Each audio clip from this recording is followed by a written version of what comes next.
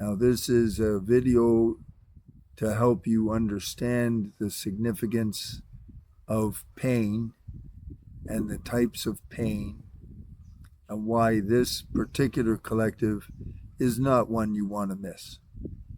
It won't happen again until next year. You don't want to miss this. So let me explain a few things why. All of your life, everything you're experiencing and that you're ever going to experience, it comes through your subconscious mind. Why? Because the subconscious mind is the repository of all the software you have to encounter your life. You built up your repository of information at a rate of, there's two schools of thought right now. One says 40 million bits of information per second. The other says 4 billion bits of information per second for the entire first 6 years of your life. That's all your software. That's a lot of software if you do the math.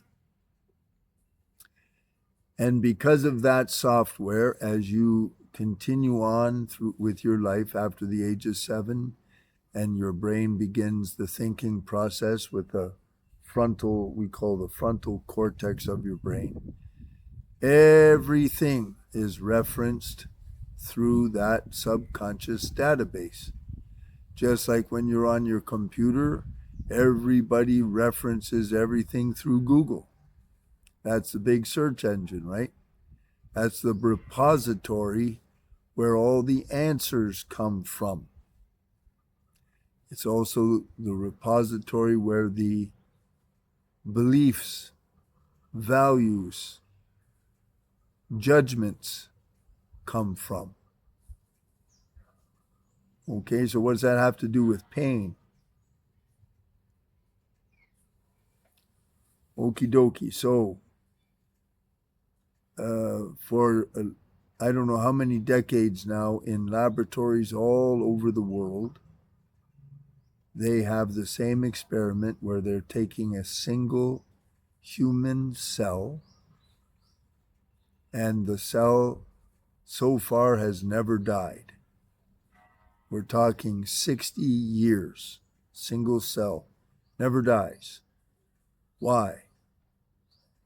Because they put it in a little controlled environment where everything is absolutely perfect. Temperature, food, nutrients, excretion, everything is perfect. So the cell never dies. Now that goes against everything we think we know about biology and life, because every second you have millions and millions and millions of cells that die. It's called apoptosis. And they're replaced. And we think that's just normal life. And yet these single cells, when they're placed in a perfect environment, nothing happens. Nothing. Not yet. Over 60 years.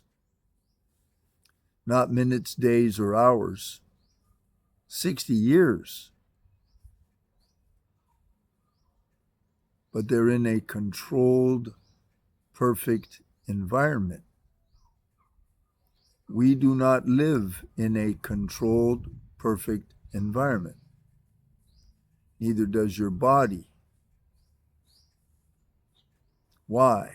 Because your body, your brain, your eyes, all of your senses, all of your sensory apparatus, which are connecting to the external world, is all fed through that subconscious database. And when it does that, and almost all of it is below your consciousness, when it's doing that, it encounters the judgments, perceptions, associations that you're unaware of. Some of them are associated, whatever it's information coming in, associated with fear, worry, with danger, ugliness, pain. Something tastes horrible, smells horrible. All of those qualities, judgments is coming from the way that data is arranged and what it means there in your subconscious mind. Your subconscious mind is different than Fred's and Mary's, and theirs is different from each other. That's all subjective. So, as you encounter your life, the external world through your senses, fed through the subconscious mind, all kinds of frequencies and chemical reactions are formed, released from your brain, through your body, into your bloodstream, through your lymphatic system, through the tissues, the cells. Something gives you, let's say, a red flag. You don't know exactly what it is, but you feel threatened. And the amygdala dumps the cortisol. That's the signal. The amygdala is dumping the cortisol because whatever is being picked up is and it's run through the subconscious database. It says danger or threat. And that starts the neuroendocrine cascade of stress hormones. That's all energy. It's energy in the form of chemicals, hormones, different types of cocktails that your brain will make. And then that goes in through the body, and that makes the body's environment for all of its 50 trillion cells not ideal, not perfect, like the little 60-year-old cell, the environment it's living in.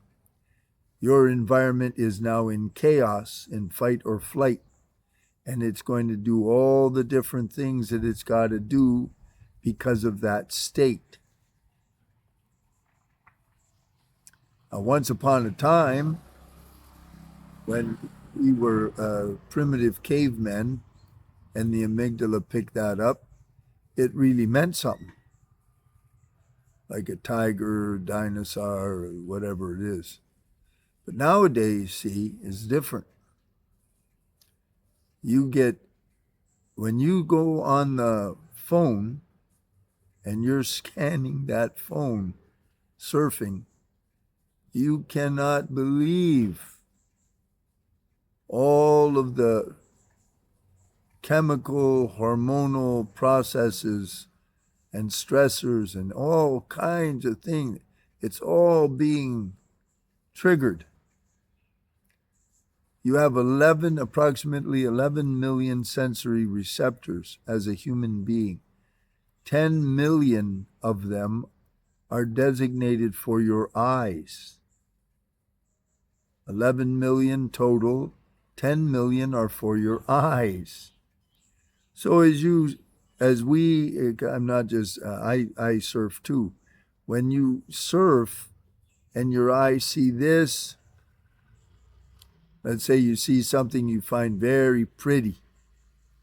That is all fed immediately, of course, through the subconscious database. It's very pretty. That releases those hormones and those chemicals. And then the very next frame is a picture of people being blown to pieces in Palestine, or a giant fire, or some animal dying. That's fed through the subconscious mind. Those chemicals immediately are released. Then you flip to the next one. It's an erotic picture, and that releases that. And it's just running, running and running and running. Now, what does all this have to do with pain? When you're in the womb, and I want to speak specifically in the womb until you're born. The fundamental foundational pillars for information, like the categories, are fear, anger, love, sadness, enjoyment, and when you turn 7, judgment. Fear, anger, love, sadness, enjoyment, and then judgment comes when the frontal cortex activates. Notice that I did not say pain. Pain is associated in so many ways and entangled with so many things. Pain will be associated with sadness. Pain will be associated with fear. Pain can be associated with love. See, pain gets associated with everything. Can you see that? Now, physical pain is physical pain. So if you stick your finger in a fire and it burns, you register physical pain. That is a physiologic, and it's a correct response of the body using the nerves to register that there's damage, there's a problem, a physical problem. That is what it is. Now, what is emotional pain? Something makes you really sad, like someone you love just died, and you're really attached to them, and they just died. And when that emotion comes up, that emotion, the original emotion lasts 90 seconds, but that emotion triggers stories, and the stories carry, and that creates emotional pain. If you fully experience the emotional pain, it will flow and go. If you don't fully experience it, and 99% of us never fully experience our emotions because we're afraid of them, then it gets trapped or buried. It's like taking mud and instead of throwing the mud out the door, you put it on the bookshelf. And then some more emotion, you put it on the bookshelf. So the bookshelf might be your left shoulder. It might be one of your fingers. It might be in your heart itself. It could be down in your knee. It all depends on the entanglements and associations from the story through your mind to all is a huge web. Psychological pain is different than emotional, but it's all interrelated. So the psychological, think of it more in terms of meaning, ideas, associations, and meaning. And that lingers, and it's a story. And it goes, if it's not fully experienced and and resolved and gone, it gets imprinted and buried. Sometimes it shows up right away, but when you put stuff on the shelf, an emotional pain or a psychological pain might not show up for 30 years. Spiritual pain. Spiritual pain is especially associated with where you go into a spiritual crisis where all life and everything loses all meaning. That's a spiritual pain. They say it's the worst, most horrible pain there is.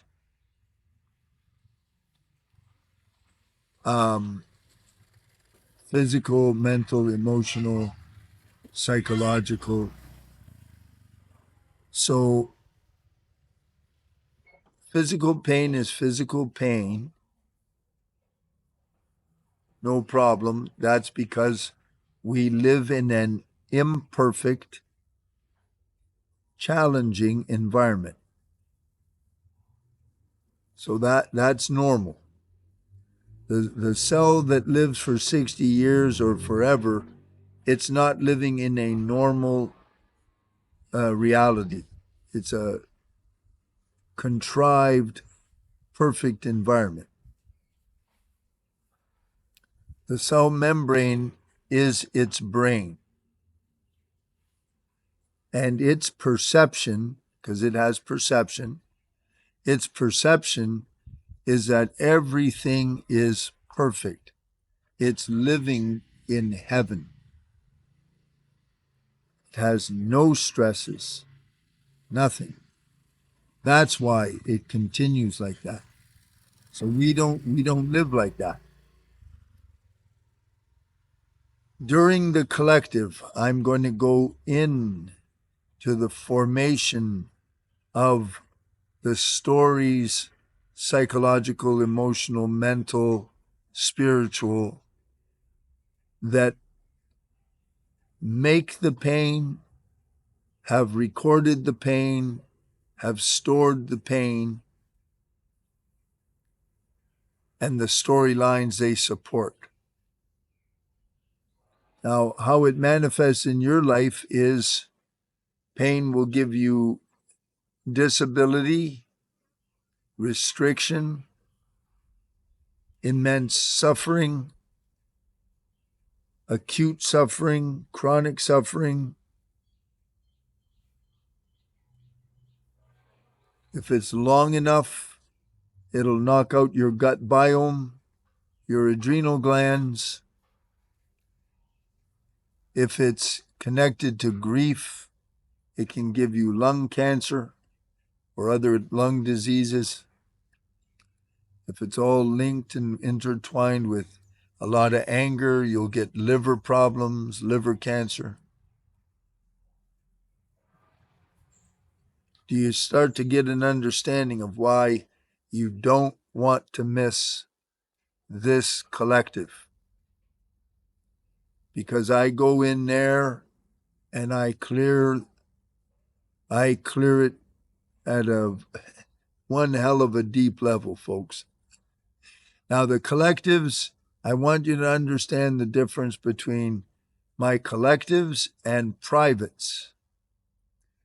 Very simple, long story short, collectives, because we're using morphic field physics, which means groups of people, we are removing large layers or sheets off the subject. When you see me privately, we got a drill. We're drilling a very lasered, focused hole deep down to go straight into an issue personal to you. Because everybody's subconscious data and perspectives, beliefs, it's all 100% unique. That's why when I do a collective, because they're all unique, when you have a big group and I'm operating in their collective field, we're getting it from all those different perspectives. The privates, I'm a drill bit, and I go really deep in. So the collectives are effective for healing, period, and the collectives are important to reveal stuff that's way down, so deep. You have no clue it's there. It's like these poor women who never knew that their uncle sexually used them as a toy for 3 years because it was buried so deep in them. They have no knowledge of it at all. And then they start to do sessions, and we're removing sheet, layer, and all of a sudden, boom, there it is. And they remember. I had the same thing myself with my own mom. I don't know if you can hear that. I'm in Thailand, and they have these guys go up and down the street with a loudspeaker, and it's like some form of advertising. Anyway, I had pain because my mom never understood me and thought that my ambitions to do this kind of work meant that I was a loser and, just a social reject. So I buried that. This is too much for me. That went on for 20 years. That was 20 years. I had no memory of that until finally the layer was opened. And that layer didn't open till like the beginning of 2014. It's huge. So anyway, I wanted to explain these things to you. This is an opportunity that is unprecedented, folks.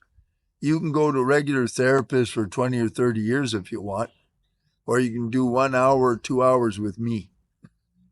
That's up to you. But I deeply, deeply, sincerely recommend you go to this week's collective. If you're in America, it's your Thursday night, and I'll see you there. Now, there's only 100 seats, max. Just trust me. Get in there, and I'll do my best for you.